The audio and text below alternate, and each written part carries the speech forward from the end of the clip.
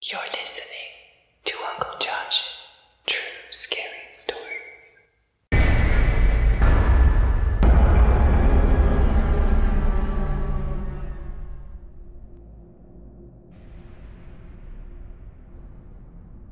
She Wouldn't Go Away, submitted by Derek.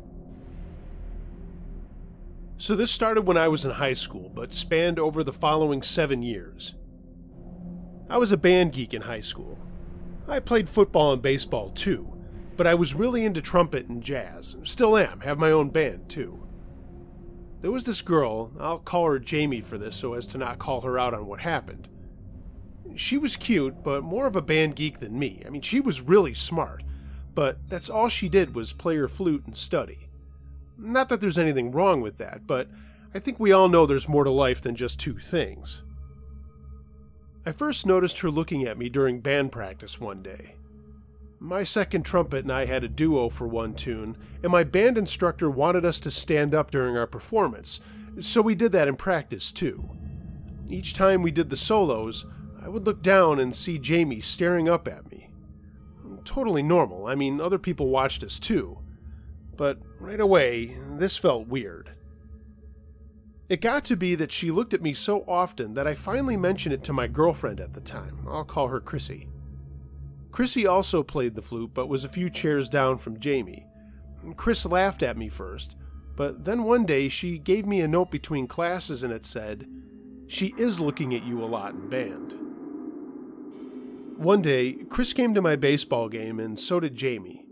No big deal, right? Wrong. Jamie sat on the bleachers staring at me the whole time I was on the field.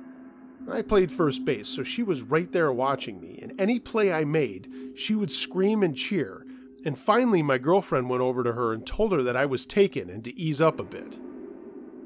Jamie sat down and didn't say anything back, and Chris was a softball player and could be intimidating when she wanted to be, and Jamie was a year younger, so there was no outbreak at the game.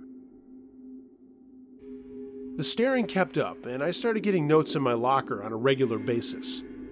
It's been a long time, but I remember a lot of them said all this stuff about how my girlfriend was cheating on me and that I should dump her. I showed Chris, and she just laughed and said it was probably Jamie trying to split us up. Our prom came, and this was the night Jamie decided to tell me that she liked me. I can't remember who she went with, but during a break in dancing and stuff, I went to get a soda, and when I turned around, there she was. She asked to talk to me, and I said, go ahead, and she told me that she really liked me and wanted to know me better. Before I could say anything back, Chris came up and took me by the arm and just gave her a death stare. So time moved on. I went to college, and Chris and I tried to do the long-distance thing, but we ended up breaking up. However, my sophomore year, I got a little surprise.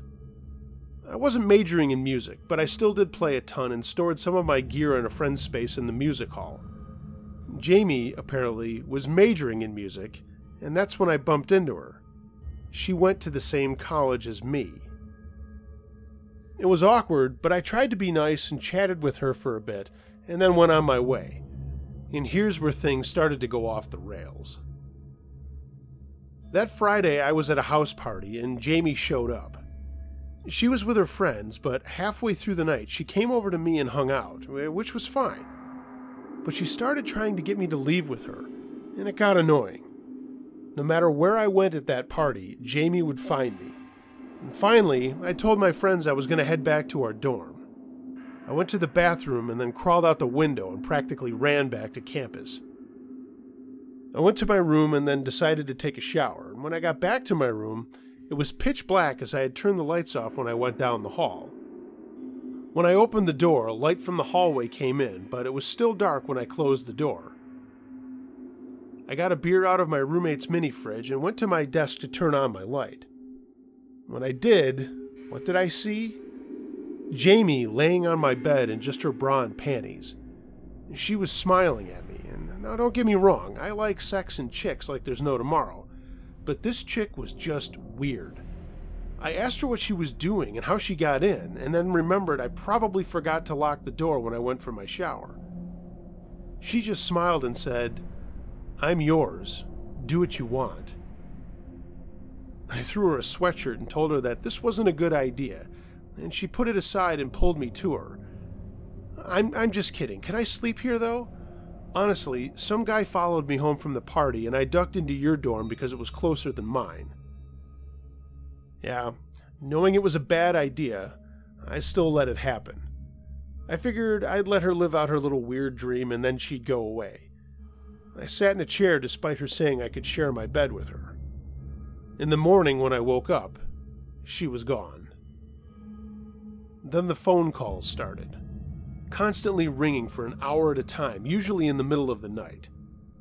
This was in the 90s, so we had one of those old-style desk phones in our room, and my roommate Tom was getting pissed as the phone was nearest to him.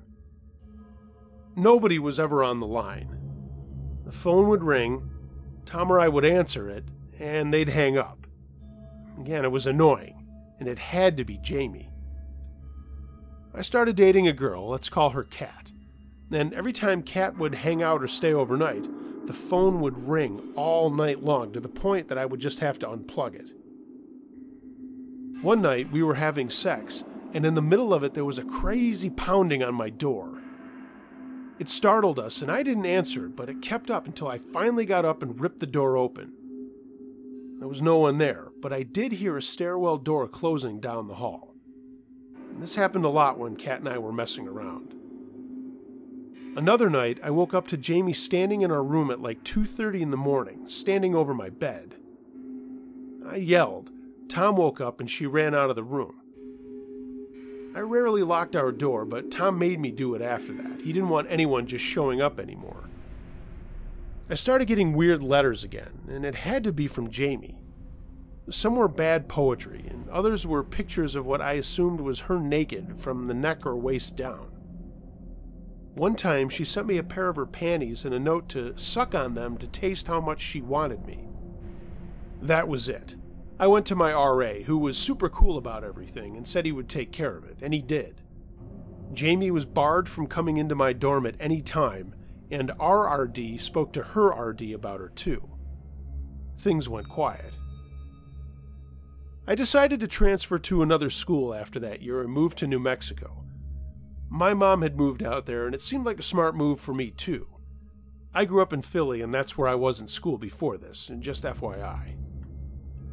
So I graduate 2 years later, and I moved to LA to work in film, which I still do. Suddenly, I started getting weird phone calls again. Lots of hang-ups and messages that said nothing but took up my entire answering machine. Then more letters. This time threatening stuff like, "Don't ignore me, answer the phone," or "You're missing out on the best pussy you'll ever get." Stuff like that. I kept all of them, and after a month of that shit, I went to the police. The problem was, none of the letters were stamped or postmarked. The cops said they were likely hand-delivered, which I found out was a crime to use a mailbox without postage. Yeah, sorry, stupid sidebar there. The police told me to change my phone number if I could, which I did, and to also let my mailman know someone was putting stuff in my mailbox illegally. Again, done and done. The calls stopped, but the letters were now just left on my car windshield. I knew it had to be Jamie again, but how the hell did she know I lived out in LA? The final straw came one night when I was admittedly a little more than tipsy. I took a cab back to my apartment after I was at a party, and I crashed on the couch after drinking a bunch of water. I woke up in the middle of the night to hear my shower running. It took me a minute to get my bearings, and then I realized that someone was in my place. My door was open just a bit, and I started freaking out. So I looked for my cordless phone, but then realized it was in my bedroom, which was next to my bathroom. I crept down the hallway to get it, and planned on calling the cops outside my front door, but I didn't get the chance.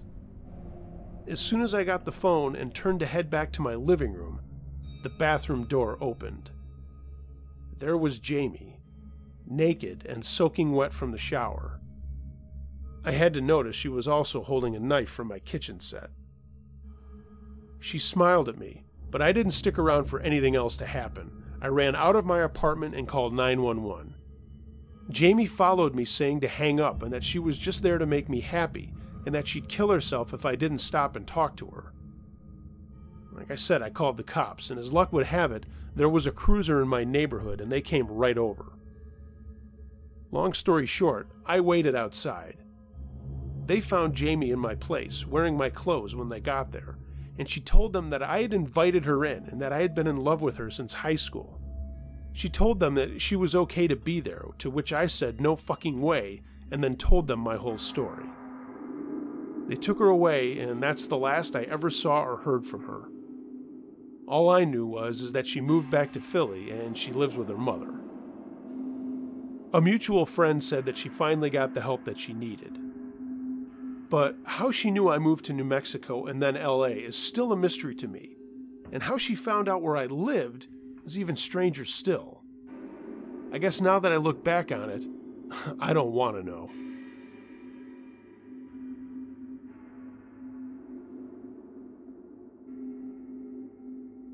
Story 2 by Mara. When I was stalked, it was a long, drawn-out, years-over situation. It was my first boyfriend. We dated for maybe a year and change, a horrible relationship. He cheated, but I didn't have the self-esteem at the time to cut him loose. So it went on much longer than it should have. I broke up with him, deleted his number from my phone, and deleted most social media. I made my Facebook page private, but he would message me every day, multiple times a day, and I just wouldn't respond. He lived in the next town over, but I would see him hanging around my town, and I would see him on my way home from school. He wouldn't say anything. He would just walk parallel to me. He would look at me, but it was one of those things where you don't want to engage, but you can tell that you're being followed. So I just tried to put it out of my head, and eventually he stopped following me and the messages also stopped. So I was relieved. A couple of years later, I graduated and went to college. But then when I came back home for my first break, he started popping up again. I saw him on my block maybe once or twice, and as I said, all my social media accounts were private. But as I started to get older and applied for internships and jobs, I ended up making them public for my employers. As soon as I did, boom, he followed me. Not long after, I was up late in my room, and I heard something being thrown at my window. So I look through the window, and I see him standing in my neighbor's driveway. It's one of those things where you're aware of what's happening, but it takes you a little while to really process it. He kept coming back to my window at all hours of the night. It got to the point where I wouldn't go downstairs past a certain hour, after it got dark, because we have a big glass deck door in my kitchen. After 2 or 3 times, I told my mom, and then we called the police. At first I didn't say anything to my mom because she was never a fan of his. It took me way longer than it should have to break up with him, and it put a strain on our relationship as a family. I didn't want to worry her or further damage our relationship as a mother and daughter by admitting what was happening to me. I was scared, but I was also scared of, I told you so. The police came and swept the area, but they didn't find anyone. They asked if he had made physical contact or threats, and because he hadn't, they said there was nothing they could do. Not long after, my mom kept telling me that the car smelled funny. It didn't stink, it just smelled different. We shared the car, so we were both pretty familiar with how it smelled inside. And then, one morning, she opened the car door, and he was sleeping in the passenger seat. We put it together that he had been sleeping in my mom's car for weeks, but I guess this one particular morning he didn't wake up in time before she left, so she caught him. She didn't even know what to say because she hadn't seen him in 3 years, and this is someone her daughter dated as a teenager, and by now I was 21. We didn't call the police. We didn't think there was anything they could do. He never made a single physical threat to us, but that doesn't mean it's not stalking. Anyway, he just got up and left, and sometime later I received a letter from him. From jail. He detailed how much I meant to him, My mom advised me to not say anything. Now, I haven't heard from him in years, thankfully. Truly, though, the aftermath has been a lot worse. A lot of me is still trying to decide if I was being irrational, even though I felt unsafe. I struggled with whether I was overreacting a lot. I get that the police can't just file restraining orders against every single person for breathing the wrong way, but it seems like there should be an in-between before it gets to actual physical contact. I remember I joked with my friend one time and said, "Hey, if I end up on a milk carton, you know who did it." And then I thought about it, and it's one of those jokes that deep down you do believe. You laugh to make light of a situation in which you feel powerless and scared, because it's all you can do. It's like a half-truth. You're actually halfway afraid that something bad is going to happen.